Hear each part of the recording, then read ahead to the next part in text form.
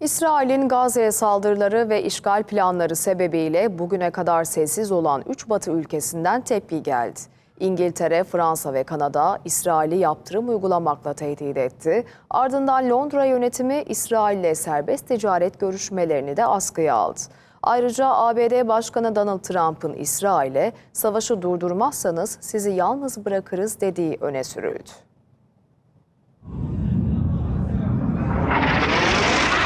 İsrail'in Gazze'ye saldırılarının başlamasından bu yana 590 günden fazla süre geçti. Saldırılarda Gazze şeridi hayalet şehre döndü. 53 binden fazla Filistinli hayatını kaybetti. Bölgeye insani yardımların girişinin engellenmesi sebebiyle 2 milyona yakın insan açlık ve susuzluğun pençesine düştü. 39 yaşındayım. Hasta bir kızım var. Onun hiçbir ihtiyacını karşılayamıyorum. Ekmek yok, hiçbir şey yok. Sadece 6 kişiye bir tabak çorba alabilmek için sabah 8'den beri buradayım. Oysa aldığımız yemek bir kişiye bile yetmiyor. Tel Aviv yönetimi Gazze'nin tamamını işgal edeceğini ve bölgede İsrail ordusunun kalıcı olacağını duyurdu. Tanklar bölgeye doğru hareket etti. Filistinliler de Gazze'nin güneyindeki toplama kamplarına sürülmeye başladı. İsrail kamplardaki insanlara sözde insani yardım yapacağını bildirdi. Tüm bunlar yaşandıktan sonra Batı ülkelerinin aklına İsrail'e ciddi bir tepki göstermek geldi.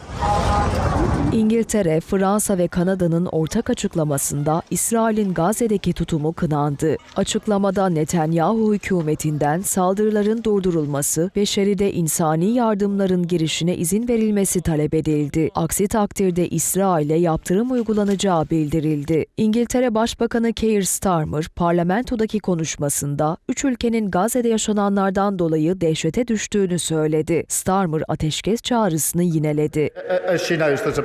İsrail'in tırmandırdığı şiddet karşısında dehşete düşmüş durumdayız. Rehineleri serbest bırakmanın tek yolu olan ateşkes talebimizi tekrarlıyoruz. Fransa Dışişleri Bakanı Jean-Noël Barrot da İsrail'e tepki gösterdi. Saldırıların durdurulması gerektiğini söyledi. İsrail hükümetinin şiddeti ve insani yardımları engellemesi Gazze'yi bir mezarlığa dönüştürmese bile bir ölüm tuzağı haline getirdi. Bu durdurulmalıdır. Çünkü herkes bunun insan onuruna yönelik derin bir saldırı olduğunu görüyor. Şiddet eken şiddet biçer. 3 ülke arasında ilk adımı atan İngiltere oldu. Londra yönetimi İsrail'le serbest ticaret anlaşması görüşmelerini askıya aldı. Dışişleri Bakanı David Lammy, Gazze'deki savaş İsrail'le ilişkilerimize zarar veriyor dedi.